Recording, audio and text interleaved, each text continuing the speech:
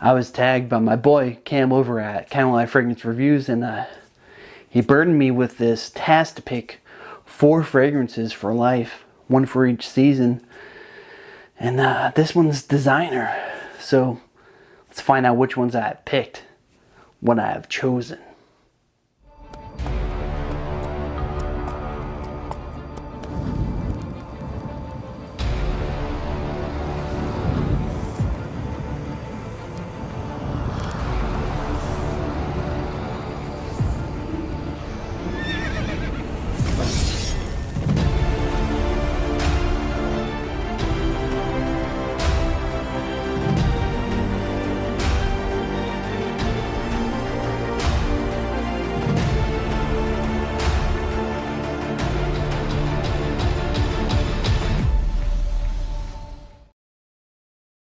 That which separates the haves from the have-nots. But what is a fragrance? It's everything to me. You wouldn't be sitting there listening to me if the latter weren't true. You see, I think most people just have a fundamentally flawed view of fragrance. Is it simply scented water that smells pretty? Something that can make you feel something in the mundane of life? A key to unlock a set memory of a lost loved one? Or is it an intangible? Security or happiness? Peace of mind? Let me propose another option. Fragrance as an art. I guess these are my vices.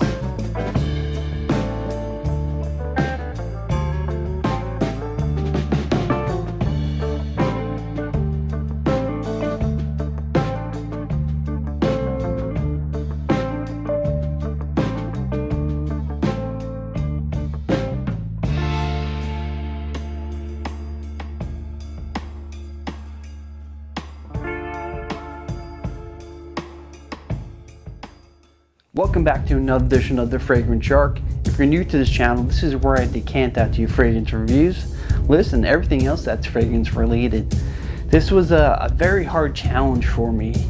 I felt I had to really narrow it down, and I chose my fragrances based on the way they made me feel. And overall, I feel that's what's important. First up is spring, and I chose Yves Saint Laurent L'Homme Ultime.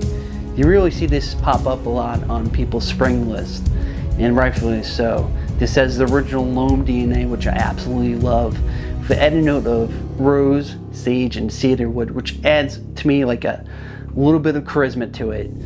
The rose and the ginger meld together, creating a beautiful modern masculine scent.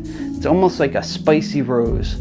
This makes me feel bold and confident. Second on this list is summer, and I chose Dior Homme Cologne. Look at this big bottle. This is a big boy. 200 ml. This shows you I'm not playing around. I absolutely love this stuff. To me, it has almost a lemonade sort of vibe with hints of musk. And to me, even though there's no lemon listed as a note, I feel it may be the bergamot and the grapefruit blossom mix in creating that. Sometimes I feel simplicity is perfection with a fragrance. And even though the performance is weak on this, I don't care. I absolutely love this. And I chose this because the way it revitalizes me, it makes me feel refreshed, especially on a hot summer day. Third up on the list is full, and I chose Halloween Man X. I mean, it's got the name Halloween, and how can it not be a fall fragrance? I cannot be without a coffee fragrance in my life and in my collection. This is pretty much what I consider fall in a bottle. It's roasted coffee, cardamom, whiskey with a gourmand soul. The coffee in this fragrance comes off my skin very aromatic, almost like opening up like a fresh bag of gourmet coffee. I absolutely love this. This to me is like a comfort fragrance and keeps me feeling grounded and relaxed. I also did a full review on this one, and I'll put it up somewhere up here, so if you guys want to check that out. Fourth and final season is winter, and I chose Thierry Mugler Pure Malt. To me, this was a love at first sniff. I know most people either love this or hate this, and I absolutely love this. It's a sweet, boozy, sexy whiskey resting on a bed of chocolate patchouli. and I can't be without this in my collection. As a whiskey lover, I find this very comforting, and I just kick back and chill. So, for the channels I'm going to tag for this video, you know what? I'm tagging the whole world. That's right. You hear that, world? I'm tagging you. Yeah, and I'm tagging you, Mr. Owl. What? I want to know. 4 frags for What? life. 1 for each season. Designer edition. Also, let me know in the comments, what are your 4 frags for life? Thank you all for joining the Fragrant Shark, and I'll see you next time.